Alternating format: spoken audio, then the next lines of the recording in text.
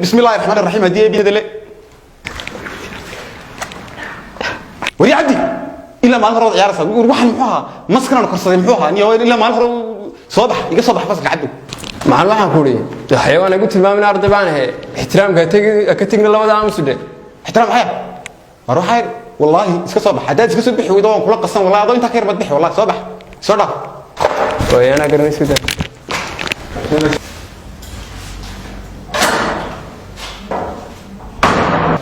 waa maxay baabka sidii ugu xuriyo waxaan bilaa rabaayadii akhlaaqtuna la baran waa dhageysto wariyadeen عشان isku guda galayna maanta waxaynu ka hadlaynaa hadii bidimkeeda leeyahay ninka la yiraahdo wax ka sheekeynayna ninka la yiraahdo Isaaq Newton baan ka sheekeynayna dhageysa maal anigu kuma jira maal waayo kuma jira waa maxay miyaanad arday ahayn wax baranay miyaanad ahayn waayo maal ma doonayaan inaan ka sheekeeyo qof aan la joogin maal xam bay noqonaysaa may saad wax faantay ma haadeer ma ha saad wax faantay haadeer ninkani waa nin ajaaniba bari hore dhintay xana maaha waxaan ku sheegaynaa waa wanaag ninka gaalka wanaag baan ku sheegaynaa waxyaabo sameeyay wanaagsan baan sheegaynaa marka iska fadhiisa meesha haadeer idhageysa maal waan ogahay inaad iga oranayso imka iska fadhiis laakiin intaan maalin iyo habeen waxaan ka dalay macallimiintu inta kaliya weydiiyaan wax weyn bishii meeday istaag fadhiiso ma ka soo shaqeysay bax kaliya waa intaasu macallin laakiin waxaan doonayaa inaad dhageysato inaad dhageystaan doonayaa macallin dadkii ugu horeeyay adduunka ilbaxnimada soo gaarsiiyay ee wax u keenay waa dadka islaamka macna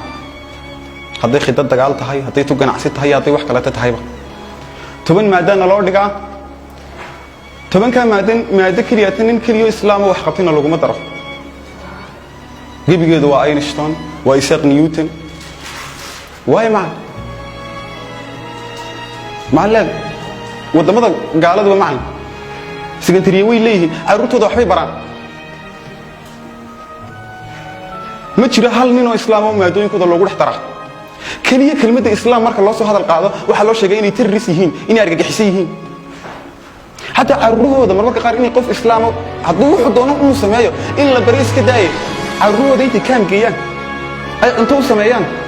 ay cuntada ka xadaan iyagu carruurtooda ka qariyaan carruurta marka tiraada cuntada imaada waxa ku dhaw islaamkeeda ka xadan carruurta cuqdada islaamka u qaadan xataa marka qaar waxa ku kaliftaa inuu qaarkood inta qori qaataan masaajid galaan waxa masaajidka fadhiya baynay bas mariyaan inagana waqtigan ag macna dhalinteena diinta ka wada baxday bal social media kan meel walba way la taagan yihiin iyagoo waliba ku faraxsan qaarkood xaflado u dhigteen inay diinta ka baxeen maxaa ku kalifay macna